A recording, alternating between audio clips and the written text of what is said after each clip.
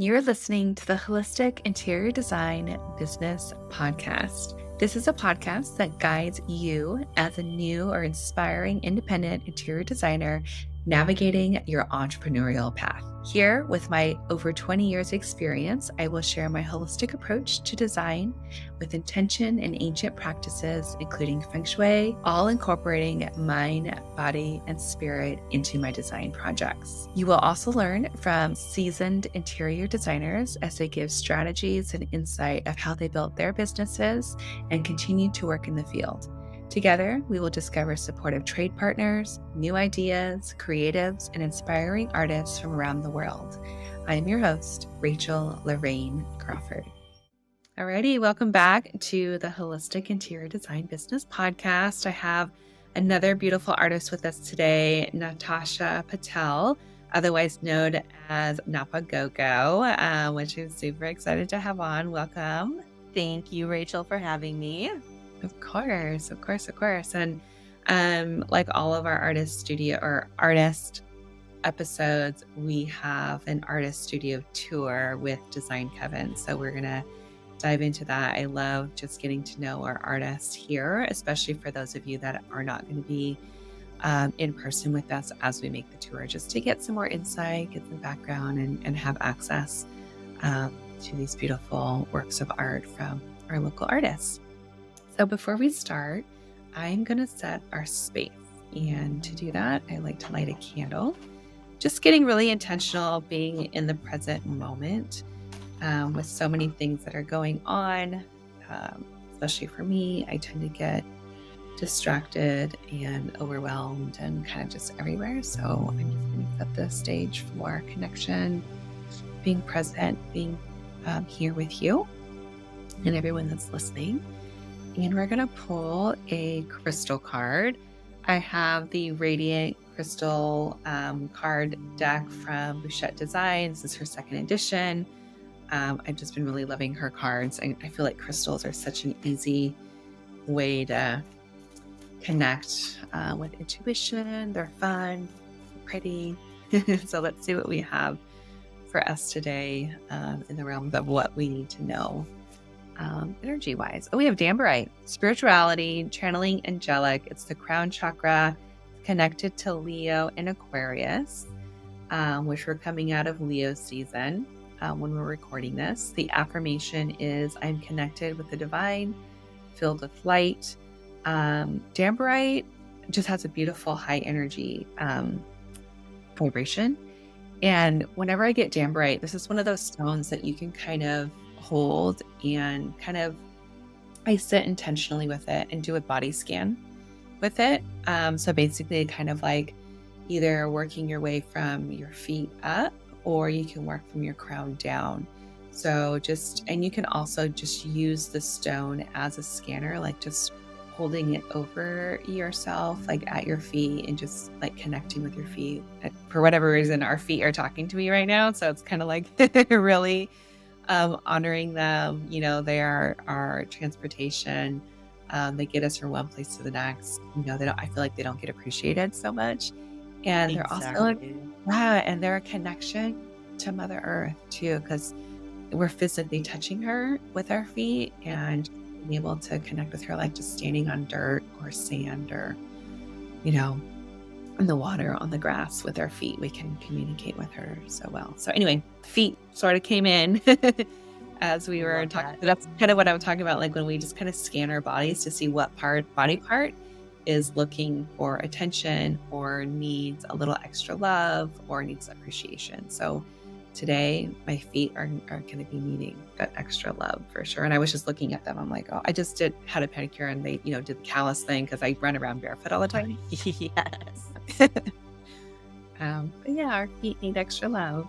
Anyway, I don't know if you have any associations. I love it. It's also that grounding energy. You know what I mean? Like you're saying, like we're running around everywhere. It's that connection to Mother Earth. I love it.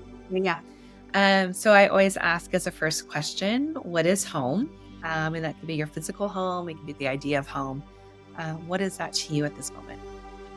I love that question. So home for me right now, it's my studio in Costa Mesa. So I signed a studio lease for the first time this year as an artist, which was very exciting, beginning of the year. And I've been on the road a lot, just traveling between LA, San Diego, Orange County. So any chance I can have to go back to the studio and just play with paint and just do uninhibited freehand play, that right now is home for me. Amazing. Love it.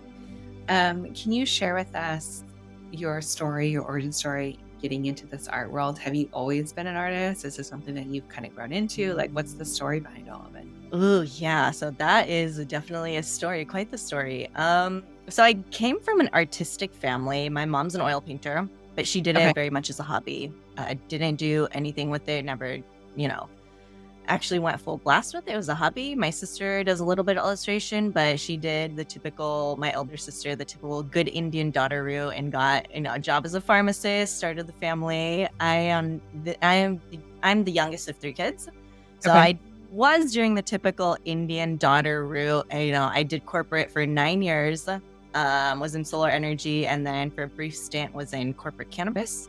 End of 2021, was a director, and it was a very toxic company. So at that time, around COVID time, quarantine, I rediscovered my love of play. And so that's when I discovered abstract art. So like most people, it became a quarantine hobby, started selling a little bit online, started an Instagram, and it was the only thing really, became my form of meditation, especially working in high stress corporate job. So it was really the only thing saving me and keeping me sane. So end of 2021, I was at my wit's end. I was really burned out doing the corporate thing. I was just always low energy, high anxiety. And I was just like, you know what? Life is too short. I'm going to go in full blast and I'm going to try this artist thing. So it's been about a year and a half now. Like I mentioned, signed a Wow. studio beginning of the year. And honestly, yeah, I wouldn't change it for the world. I absolutely love it. Can you tell us a little bit about the art itself? I know you spoke a little bit about the abstractness, but what's Yes. inspiring? How do you kind of formulate these pieces? Yeah, so my specialty is mixed media fluid abstracts. So Okay. I love fluid abstract mediums because one, it's kind of, there's no reals, like I would say you have to work in symbiosis with these type of mediums. So I use a lot of watercolors, acrylic inks, alcohol inks, more recently epoxy resins.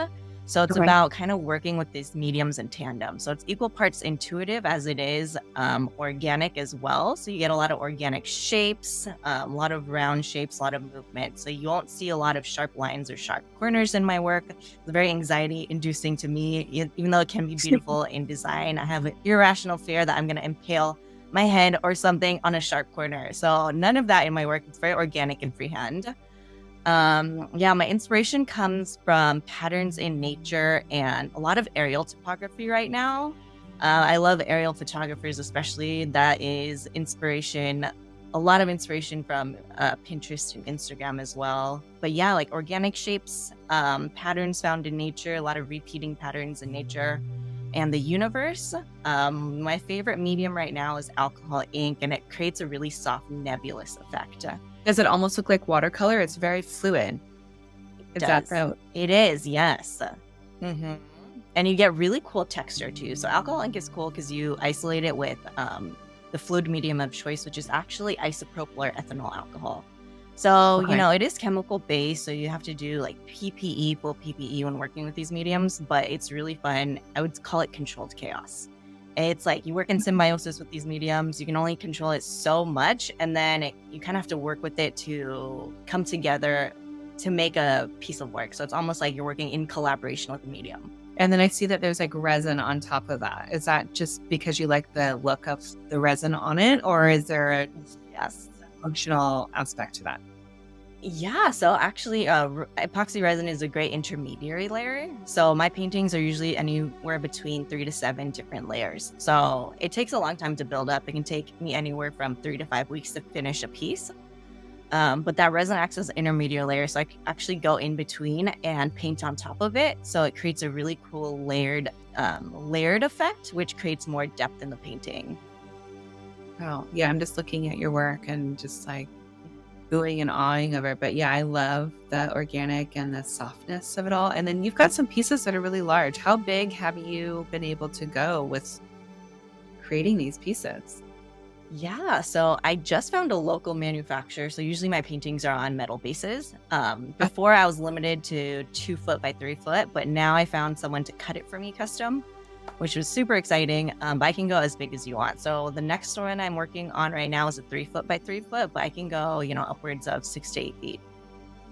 Wow. Okay. And then do you do commission piece or do you kind of stay away from that? I do I know both. different. Yeah, so I do mini collection releases.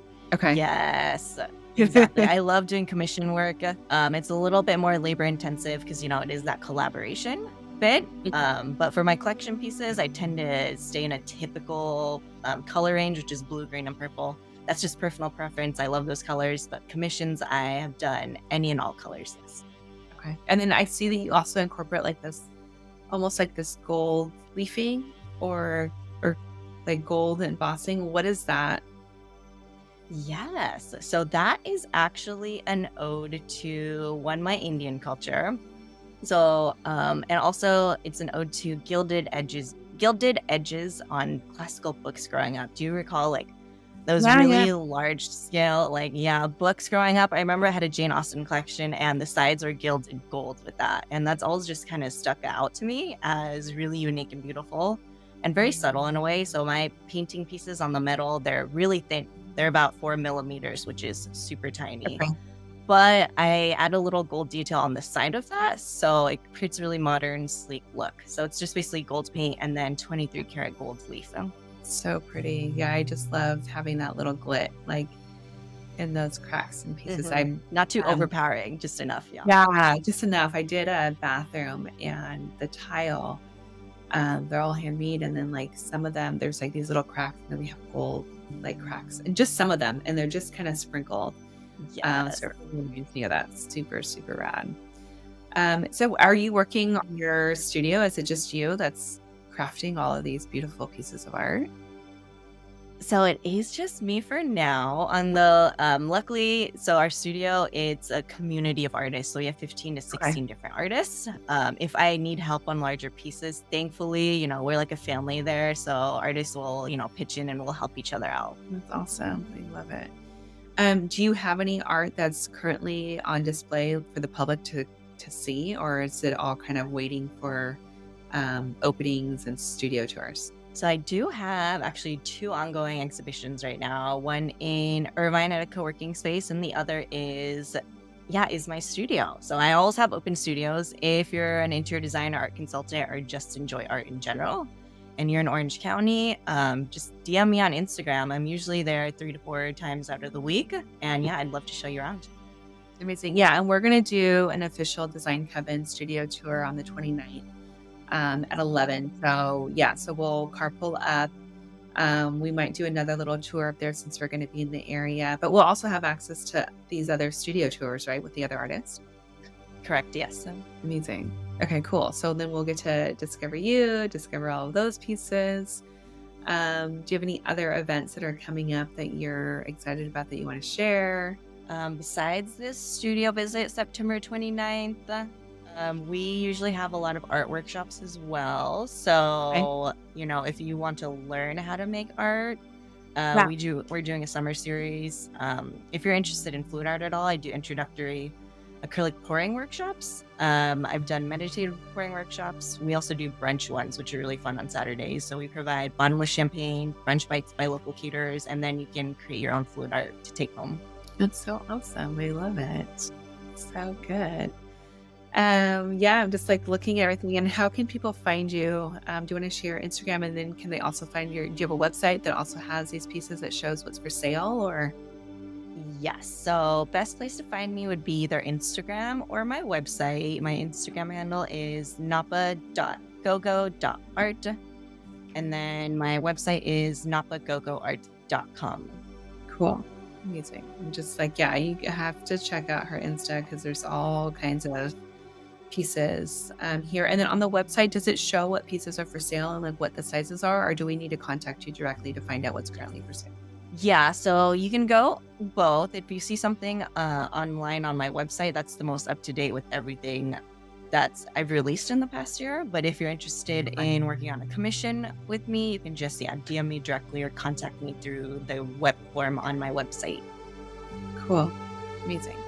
And then is there anything else we should know about you and your art that you want to share with us? Yeah, I think the only thing for interior designers and art consultants or art consultants, if I do have a trade program in the works. So Okay. for all new collection releases, that would be something, interior designers I could work with them on. You would get Okay. early release and access on all new collection releases before they go live on public.